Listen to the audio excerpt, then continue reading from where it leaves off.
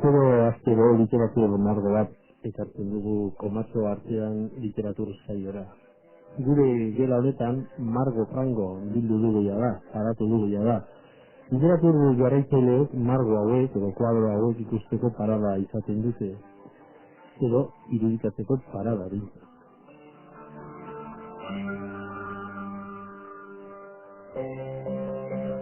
Gaur margo berri bat ekarri dugu, Ostiralero afaria, alaxe du izena margoak, edo kasurako liburuak. Liburuaren egileak, zango du berriz, Enkarni Genua. Genua.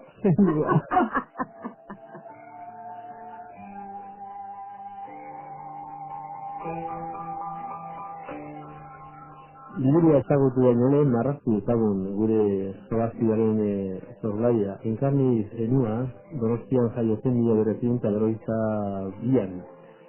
Txotxongilolaria da, eta filosofia eta letretan lizentziatua, justen. 1980 urtean Manolo Gomezekin Txotxongilo taldea sortu zuen. 32 liburu eta 21 disko argitaratu ditu. Ipuinak, antzerkia, liburu didaktikoak, antzerkia eta Txotxongiloa lantzeko. Ipuin horiek talde honekin kaunaratuak izan dira. Txotxongilo taldearekin entzuzen ere, eta Euskal Herriko hiri eta herri guztietan, eta Euskal Herriko kanpo ere leku askotan antzestu dituzte.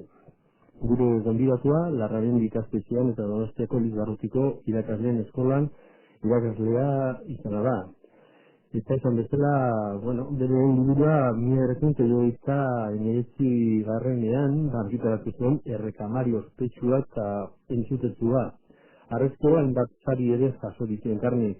80an, Ertzilla saria, dela 6 urte umentzako antzerki testuen lehiaketa deritzana, eta orain 2 urte Donostia Hiria literatur saria. Hain justu, sarrena aipatu dugun Ostiralero afaria antzerki obrarengatik.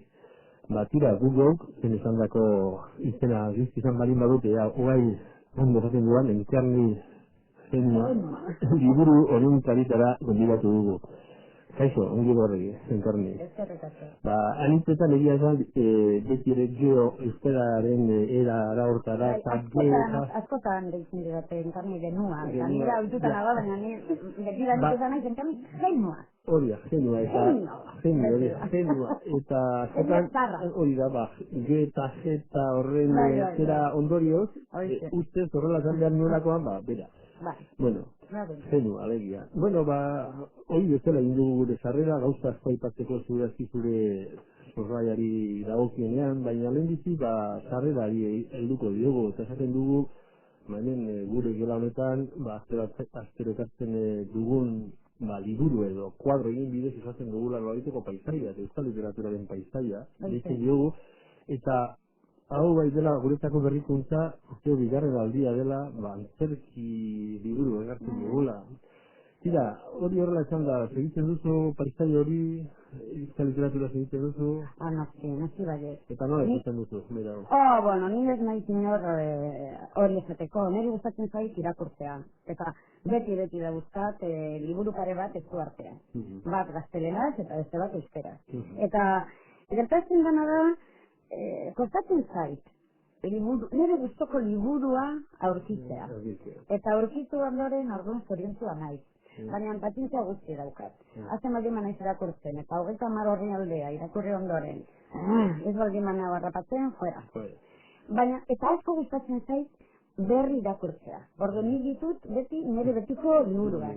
Eta nahiago dut, liburu hori berriro irakurtzea, liburu txar ez nuke izango, baina nire gustokoa ez den liburu bat. Tira, 30 liburu, baina gehiago antzerki buruzkoak gehiena, didaktikoak ere behiak dituzu, horiek ere ekarri dute paisai horretara, nola baiteko zertzela da. Esan nahi dut honek izuri burua, nola ikusten duzu paisai horretan? Ni nire burua txotxongilolaria ikusten dut, ni txotxongilolaria nahi, punta. Eta txotxongilolaria izateko, lanbide asko jorratu ditut, esate baterako, margolaria nahi. Zuk esan duzu paisaia, kuadro asko, mangotu izan ditut, nire txotxongilorako, fortuna nahi. ez dakit nola zan, panpinak egiten jakin badakit. Eta, halako batean, pues, zuzenbide egiteko, batez ere, hasieran, nire gidoiak idazti behar nituen. Gana bala, nik idazteko zaletasuna betidanik izan dut. Ni monja eskola batera jaten nintzen, eta hor batez ere lau gauz egiten genitu. Bat otoitzekin, baina erroz. Bigarrena josi, ikasi non, oso ondo. Bueno, oso ondo ez, baina, bueno, tira. Hirugarrena, antzerkia egiten genuen, asko, eta laugarren gauza, idazki. Idazlana, esaten deitzen zaie, nola deitzen zuten, redakzion. Eta ni zorientzuan nintzen redakzio horiek egiten. Nik uste dut oso kuadro bikainak pagatu dituzulaz, eta modernoa, izan azaltzen gaur egun kuadro berrietan eta horrela alako idazkerak ere eta gero ere badaude ez dakiz eren puzkaz, eta zuten dituzu josi, egunak edo ialak kuadroan barnean sartu, oso mosaikoak. Ganetikan, baina dana txotxongilolaria izateko. Orduan nik nire burua hori, esan aipatu dudan, txotxongilolaria ikusten dut. Orduan esan dezakegu idaztera txotxongilo izate horrek bultatu zintuela. Bai, eta gero gainean oso idazle, nola baita izateko, kuriosoa nahi. Zeren nik ez dut egunero idazten. Ez dut, ez astean behin, ez da ere. Nik idazten dut beharra dudanean. Beharra hori sentitzen dudanean, gero komentatu dugu, ostirale afaria zergatik eta nola, idatzi nuen. Baina bestela, halako batean, orain ezinatu dugu, ipuin berri bat, nola zen nago. Datorren urtean agian beste ipuin berri bat ezinatu behar dugu, eta du, nire burua martxan jarriko dut. Baina bitartean ez.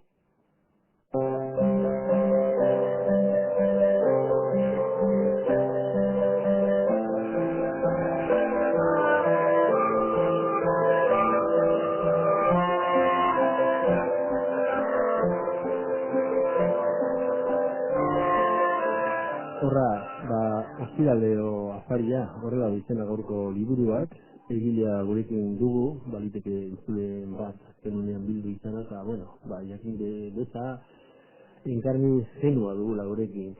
Nondi nola esan behar dut, nola liburua ostiraleo afaria? Lehen, aipatu duan bezala ni irakurtzale naiz, baina baita ere antzerkizale. Niri antzerki egitea gustatzen zait, baina ikustea ere bai. Eta Donostia datorren, edozein antzerki, edozein ez, askotan joaten ez antzerki ikustea. Eta orain dela bi urte, egunen batean egon izen pentsatzen, antzerkiak zer funtzioa betetzen du. Alde batetik jendeari, denbora ondo pasaraztera. Baina antzerkiak betidanik eduki du funtzio bat, hau da. Gizartearen islada bat izan behar da. Eta, klaro, gaur egun juten baldin batera antzerkira, eta ikusten duzu bostemakume.com, bostgai.com, bostlesbiana.com, eta olako gauzak. Gero ere bai ikusten duzu tipo bat, ezin datokian zistea kontatzen. Eta eman dizagun, hau ezagun adibide bezala, Goenkale. Hori oso begarria da. Goenkale... Goenkale... danetikan gertatzen da. Hau da, homoseksualitatea, drogak eta kizer, baina herri zoragarri horretan gatazka politikorik ez dago. Ez da ez gertatzen, inor ez dago azilotuta, manifestaldirik ez dago, inor ez da joaten kalean zehar eskoltarekin. Ni azkeneko bola honetan Goenkalen ez dut ikusten, baina nik ikusi egin ditut, eta nik esaten nuen, baina zen mundu maravilloso da hau. Eta du nik esatu nuen, egun urte barruan, norbaitek, ikerketa lan bat egin nahi badu, gure herriari buruz, antzerkiaren bidez, esango zen genen hor, ez gertatzen. Eta hemen gauzazko gertatzen ari dira. Eta antzerkian ez da isladatzen. Odun esan nuen, enkarni, norbaitek egin behar du. Osongi aurreatu diguzu justo liburuaren zergatia. Eta behar horregatik. Autozentzura nik uste dut eta aplikatzen diogula ala beharrez, ala beldurrez. Oizen? Donostiako hiriko kutxa literatur saria jaso zuen, irabazi zen, liburu honek, dela 2 urte, eta justo beti ere kutxa berak zabaltzen du, Gero, sartuko gara, baina ederki aurreratu diguzu, baina beti gustatzen zaigu forman erreparatzea. Liburu hauek egia esateko ez formaz eta antzerkiak balin badauka zerbait da, bueno, literatur guztiak bezala, poesiak edo delakoa forma, baina hori gero ikusiko dugu. Bueno, eskaintzan bat edo beste, eta nire honek erakorreko dut, euskara erakursi didaten lagun guztiei, bereziki Eneka Maiti, tira ba, gustatzen zaigu, hori ere aipatzea. Bueno, denok dakiten bezala ni euskaldun berria naiz. Ni euskara ikasi noen, hasi nintzen ikasten, 29 urterekin. Orduan, nik beti zor diet jende askoi. Nire lehendabiziko anderena eta baita aipatzen dut Marika Garmendia izan zen. Bera, ikasle neska gazte bazenean, guretzea, etortzen zen, hau behatzo zela erakusteko, eta hauek behatzak direla. Eta noski, izen guztiak ez nuen aipatu hemen, baina euskara erakusti didaten lagun guztiei, askota. Baina bereziki, Eneka Maita, nire zenearen alaba, eta, bueno, berak da suerte handia dauka, ziren bera da ez bakarrik euskalduna. Zenearen emaztea, zene gizu. Ulala, barkatu. Bai. Emaztea. Bai, bueno, lastuz bat. Bai, laguna, bueno, emaztea. Eta lastuz bai. Eta bera ez da bakarrik euskalduna, baizik eta oso, bueno, asko daki, oso espezialeketa dago. Eta orain nik berari konsultatzen diot, Eneka hau eta beste ura eta hauen nola dagoen, eta azkeneko berrinkuntzak, zeren, claro, lehen, igual, ele batekin jartzen genuen, orain bi ele, gero azkalo zer, eta adun bera izaten da, bueno, nire ondoan dagoena euskeraz idazten dudanean.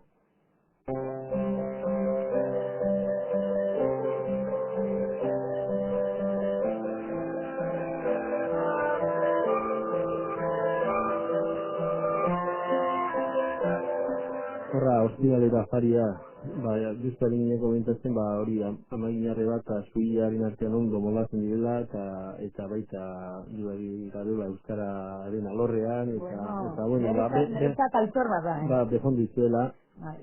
Gero kontziko dugu, eta esan dugu bezala forma, edo ere ikuntza horri buruzko galdera batzuk, ez?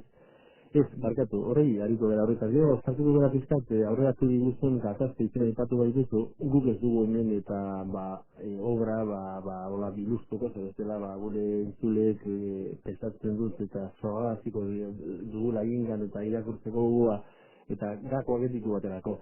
Baina bai, aipatu nahi nuke, bueno, zin didaztu dut eta antzerki idazteko klabe horiek, ez? Gakoa, giltza, zan nahi dut eta behar badu idazteko teknika bat.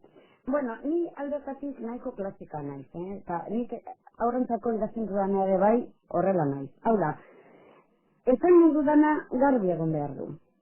Eta nik esan nahi nuena garbi utzi nuen. Eta horren, bueno, nago mila era antzerki idazteko, baina nik idazti dudana hau izan da. Lehenbiziki planteamentu bat egin behar duzu. Hau gertatzen da. Eta kasu honetan planteamentua da batez ere famili honek osatzen duten jendea. Lau anaiarrebak daude. Neska bat eta hiru mutil. Eta orduan liburua lehendabiziko ekitaldia 5 eszena ezberdinetan banatuta dago. Eta hor, eszena bakoitzean nolabait margotzen dut zure hitza erabiltzeko pertsonai bakoitza. Este nolakoa den, Iñaki, Koldo, Gorka, nolakoak diren. Orduan, eszena guztiak eta bezgarrenean ama ere bai. Orduan, lehendabiziko ekitaldia irakurri ondoren, badakizu familia hori horretan zer gertatzen da. Gertatzen da egunero. Nolakoa den. Hor badago gero bestelatu bat ere, antzestuko den posibilitatearekin ere idazten duzu edo burua. Ez bukatu. Baina gero dator bigarren ekitaldian eta hor dator korapilloa. Zeren, klaro, antzerkia ekintza da. Eta orduan zerbait gertatu behar da. Ez da poesia, bezala. Poesia, bueno... Enganetu behar da. Zerbait gertatu behar da. Bezala, hori da antzerkia. Eta orduan bigarren ekitaldia dator korapilloa, gatazka, eta gero bukaera. Eta hori. Horrela. Eta esan dezu jendea nola engantzatu. Bueno, baita ere neska mutilentzako idazten dudanean kontutan uki behar dezu nola bait arreta mantenin behar dezu. Hemen dago ama egunen batean familia guztiak bildu nahi du afari bat egin nahi du, zerbait bereziengatik.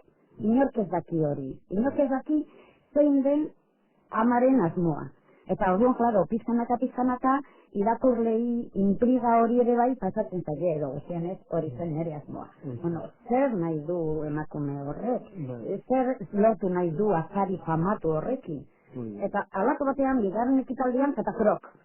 Amak nahi duena edo amaren nahia maidainan azaltzen da. Eta hor, familia horretan dagoen istilu potoloa eta edo istilu asko, katablum, azaltzen da. Baina, nik hartu nuen famili bat, nola bait, elkarte bat izango balitz bezala. Osa, familia horretan gertatzen dena, gure artean, gure familia haundi honetan, herri honetako familia haundi honetan, gertatzen da, nire uste. Bai. Horra beste gauza ditatu behi diguzu, zure zuiaren laguntzarekin kontatzen duzula, eneka maiz, eta horrela, eta nahi dizut, justu hizkuntza galdetu, beste generoetan idazten da, papererako, baina hemen idazten da papererako, eta ere egunen batean, ahotik eta historiek ahotik, jardiko edo aterako diren esperantaz edo nahiarekin, eta hori ere kasu eman behar duzu, Bueno, nik idazten dudanean esaten non hau oso errez antzestu leite. Pertsona iritsi, daude obra honetan, 6, 5, bakatu. Edo 5. Eta gero bezaldetik, esanatokialdetik, hau da, oso errez antzestu leite. Eta hori bai buruan uki noen, bai.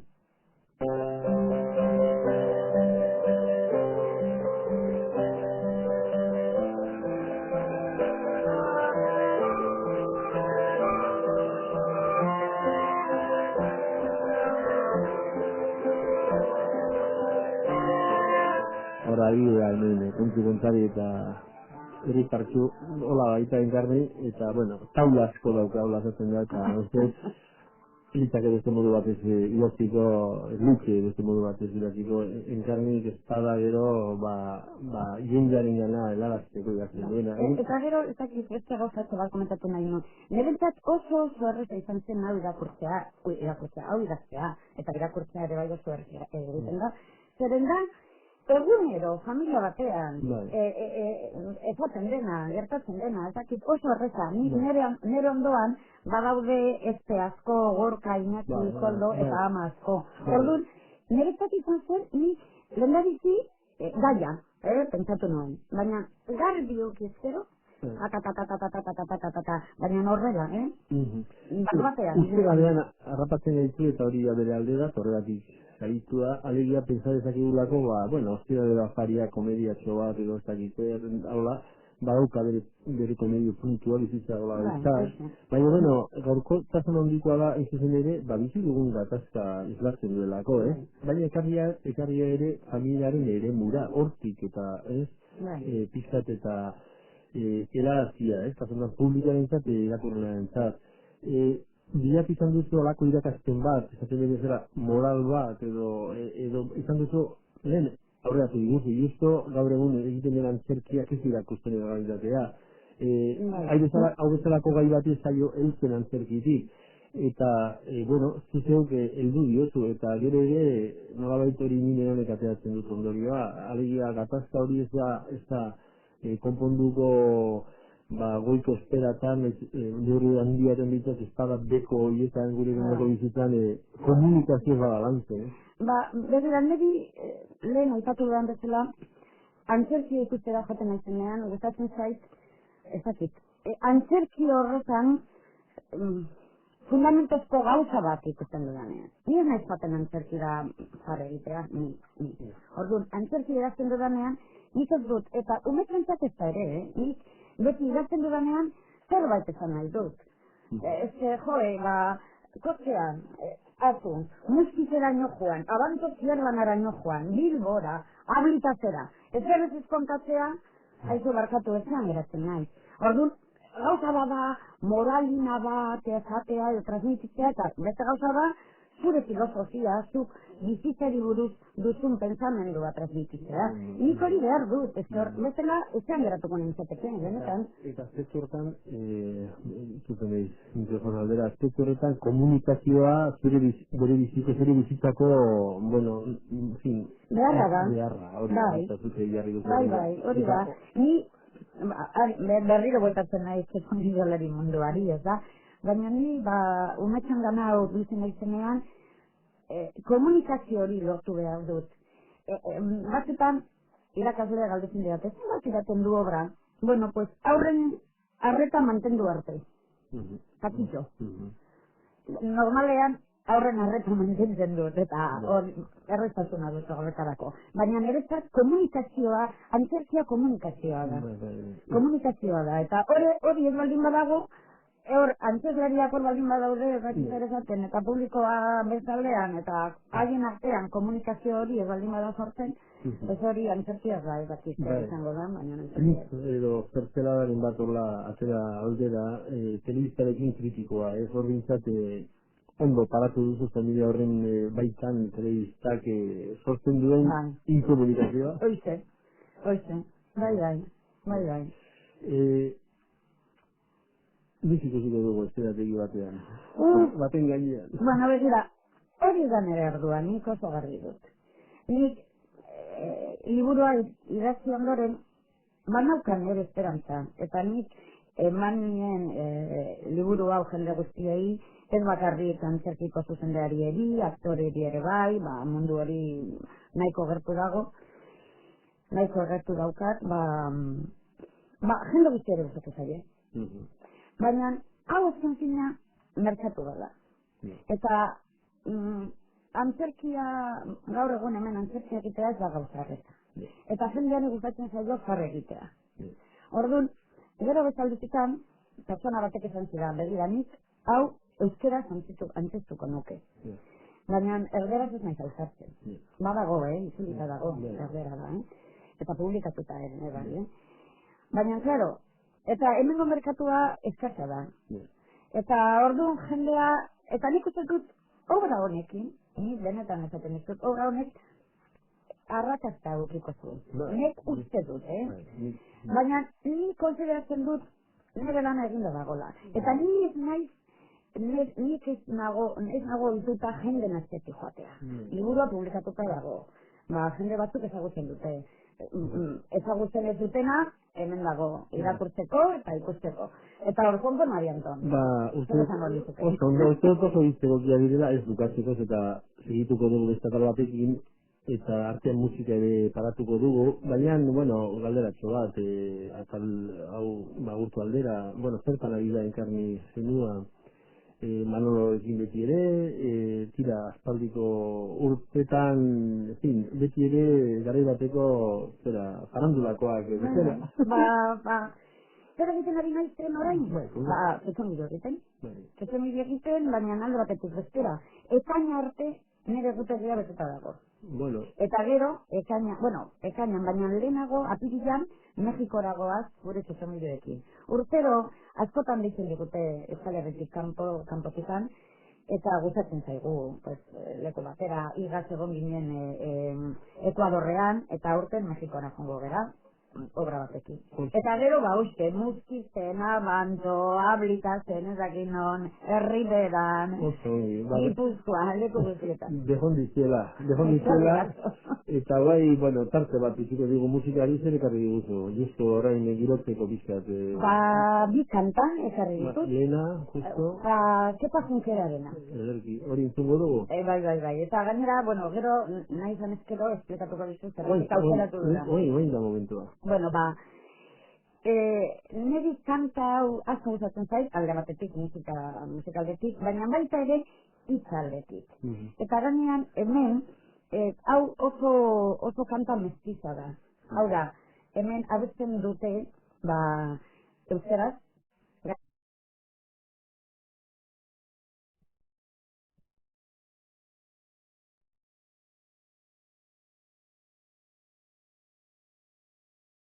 Portugalera.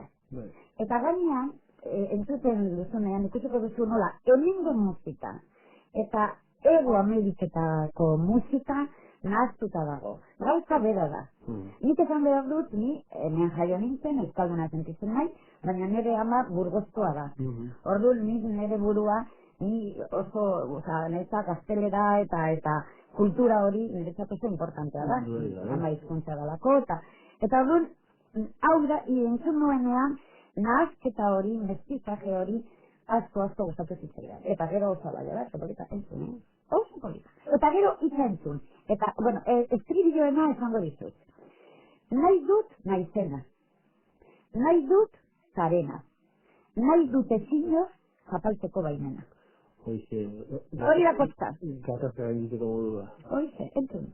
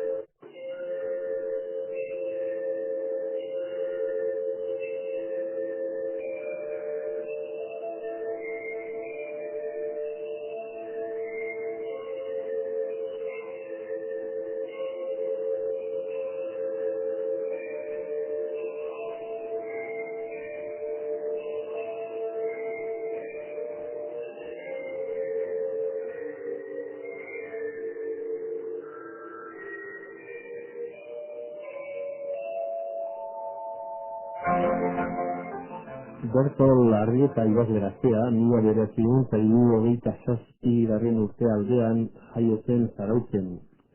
Edo horrela uste dugu, jakin baitakigu 27 urte dituela.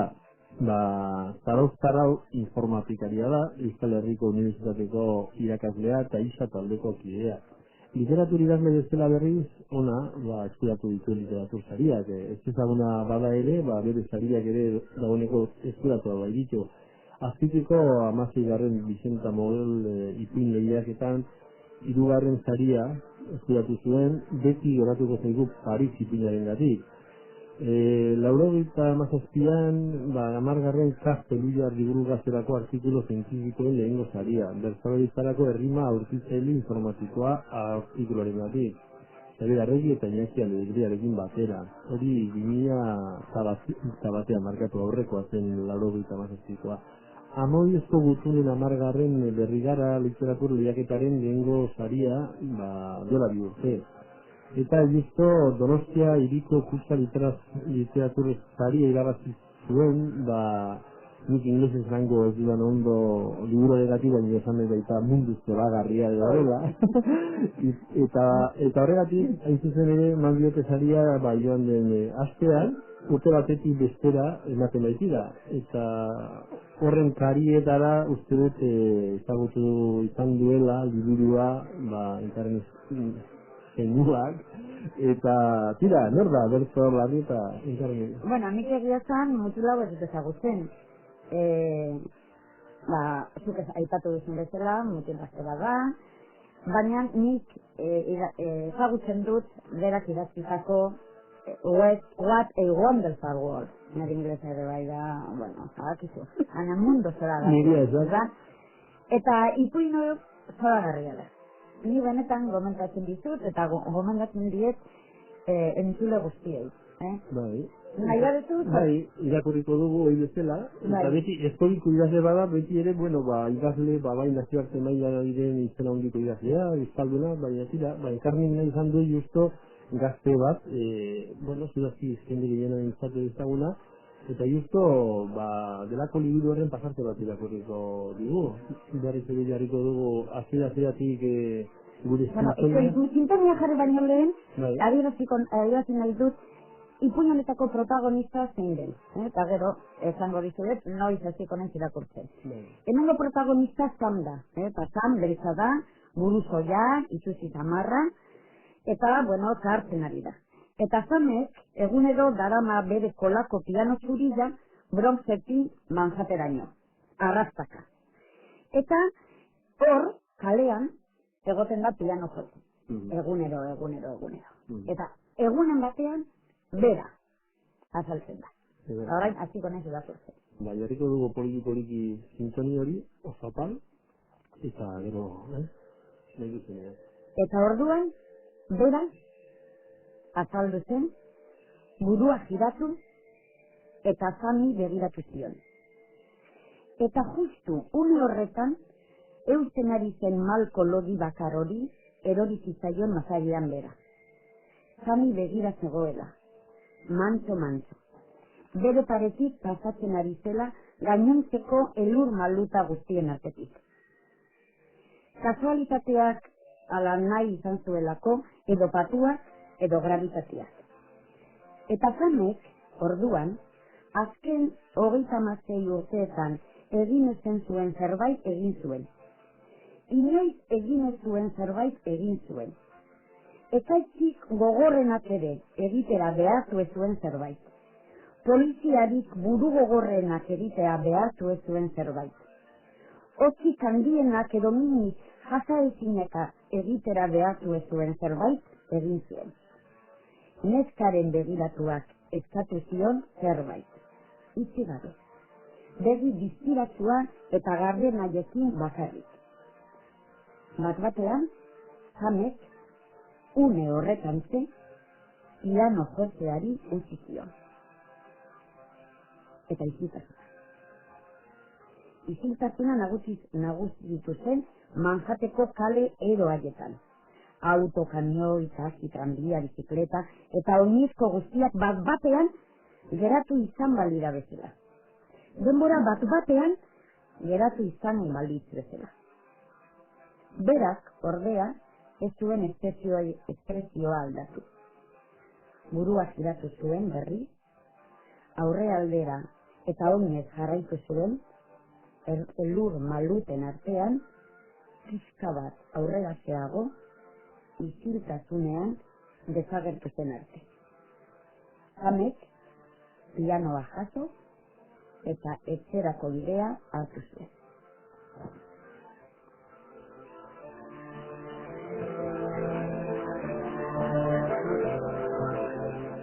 Ni esker, enkarni, eta, zure plazer bat izan dela, zurekin bildu izana, agian, grosiago dituziko gara. Nire zatere bai.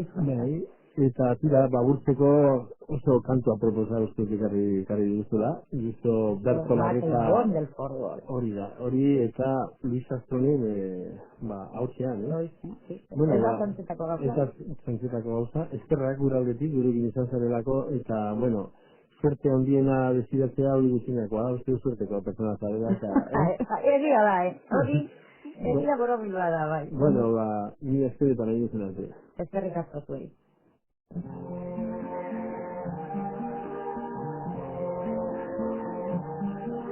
seen trees of green, red roses, I've seen blue for me and you, and I think to myself, what a wonderful world.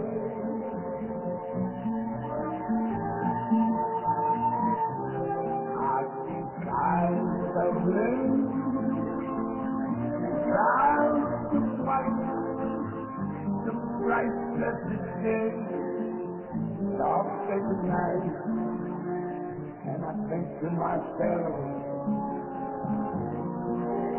what a wonderful world.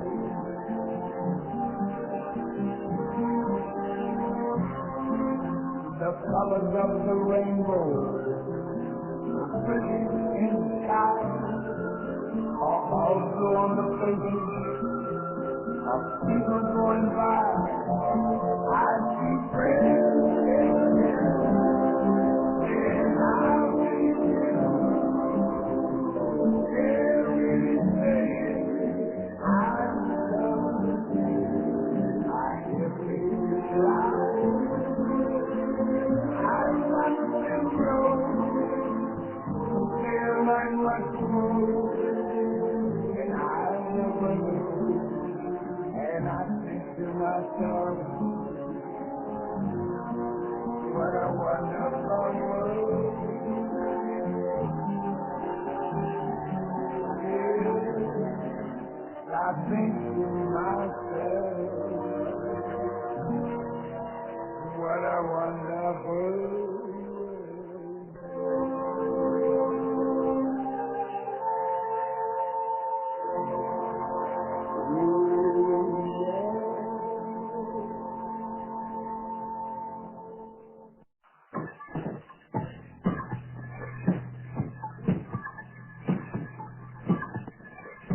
Literatura kritika.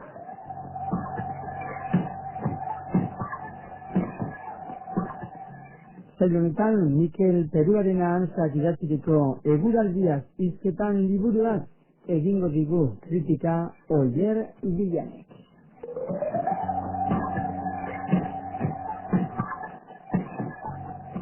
Lan oparoa osatu du Mikel Peruarena Antza idazle gazteak lehen olerki bilduman. Eguraldiaz hizketan tituluari erreparatzean gai topiko bat dakarrela iradoki diezaguke. Horrek ordea ez du esan nahi topikoz jositako gaia landu duenek. Elkar argitaletxean ikusi du argia liburu honek. Lehiazalean agertzen diren laban euriek iradokitzen dutenez, titulua zaratago eskaintza ez da hain simple izanen. Eguraldiaz gain beste gauza askotaz hitz egiten du autoreak, edo aipagai dituen gauzak bederen beharraren hildotik zorro zabaltzen ditu. Edo nola ere, liburuak ez du agian lortzen intensitatea une oro mantentzea, baina azken ataletan bereziki, olerki sendo eta orekatuak aurkitzen ahal dira. Historio baten gisa irakur liteke liburua kasik, izan ere, mantentzen baitu edukietan, lerro hartzeko kontakizun naiz gogoetan, nolabaiteko progresio bat. Intimotasunetik abiatzen da lehenik, keinu txiki eta xehetasunetatik. Pertsona garen aldetik, keinu horietako asko identifikagarriak izan litezke irakurlearentzat, baina tarteka gaientzen ahaltzaio halaber, eremu pribatuegi batean murgiltzen deneko zentzazioa. Olerki zenbaitek, gertutasuna abia puntu izanik ere, urrunak egiten ahal zaizkio irakurleari. Edo nola ere, aurrera egin ala, irakurlea apurka ohartzen aldenez garrantzitsuak dira hauek ere liburuaren osotasunean murgiltzeko. Maitasuna dute olerki hauek oinarri eta maitasun istorio guztiek badute neurri handiago edo txikiagoan testu inguru edo kokaleku bat. Zein arriskutsua den egun testu bat maitasunaz mintzo dela esatea 11 konnotazio eta topikotan erori gabe. Hizkuntza simplea darabil autoreak, edo simplea baino zuzena esan liteke. Lehentasunen artean irakurlearen ganako komunikazio prozesua osatzea helburu izan litekeen jarrera. Liburuaren hastapeneko ataletan sentimenduak agertzeko modua topikoen mugan suma liteke. Oreka ahulean, baina simplea dena ez da halabeharrez azaleko denarekin nahaztu behar. Doain garrantzitsua izan bailiteke pertsonen eta sentimenduen berezko konplexutasuna eta sakontasuna hitz lauez azaltzea. Aipatu komunikazio prozesuaren mesedetan delarik beti ere. Zein ote dira presentzia baten mugak. Ez ote da zenbaitetan ez dagoen pertsona inoiz baino presenteago zuertatzen. Liburuak bilakaera hori agertzen du nolabait, presentzia fisikotik ausentziarik gordinenera. Guztia azapenean lokarturik dirudien testu inguruak ausentzia beraren gainetik protagonismoa hartzen duen bitartean. Testu inguru horretan dago, adjektiboetan aberatz izanik ere, sentimenduen azalpenean umezur suertatzen den Euskal Herriko gatazka politikoa edo humanoa. Zein ote da muga. Hitz mingotzak, zorrotzak baino gehiago, barnetik haustura ekartzen dutenak. Amorru eta itxaropenezko hitzak aurrera egin nahian olerki esaldietan bernaturik. Azpimarratzekoak dira, bestela ere, irakurlearentzat interesgarriak suerta litezkeen ezaugarri bi. Erreferentzien jokoa batetik, musika naiz literaturatik eratorriak, belaunaldi ezberdinen arteko transizio loturaren isla izan daitezkeen aipuak, Eduardo Galeano, Pablo Neruda, Manu Chao, José de Sotamendi, Xempelar, Anari, Silvio Rodríguez, eta bestetik autoreak liburua egituratzeko darabilen modua. Autore baten garaizeaz bateko testuen bilduma soia zaratago, poesia liburuari osotasuna emateko alegina suma litekeen bertan. Atarian esan bezala, badago liburua hasieratik bukaerara irakurtzeko aukera bermatzen duen bilakaera bat, lerro arteko historia bat.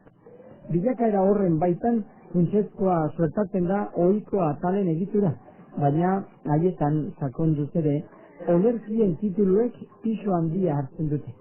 Liburu osoan zehar olerkien arteko loturak eta zehar bideak erraztuz. Laburbilduz, liburuak bere osotasunean tonua eta intentsitatean gora beherak izan arren, bereziki erditik aurrerako ataletan oreka eta intentsitate handiko olerkiak aurke litezke. Beraz, liburuaren hastapeneko olerkiak irakurrita irudi jakin bat egiteko tentazioan erortzen ahal denari, liburua amaiera arte irakurtzea gomendatzen ahal zaio. Bestelakoak irudi eman lezaketen hasierako olerkiei ere, beste dimensio bat emango dielakoan.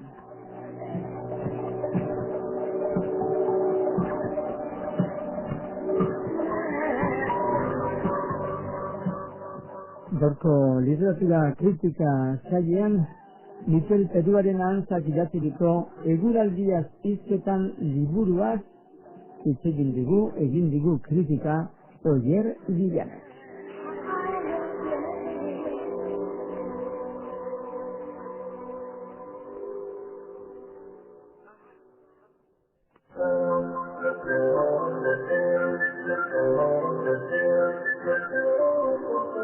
Saio hau Gipuzkoako Foru Aldundiko Kultura eta Euskara Departamentuaren babesarekin egiten dugu.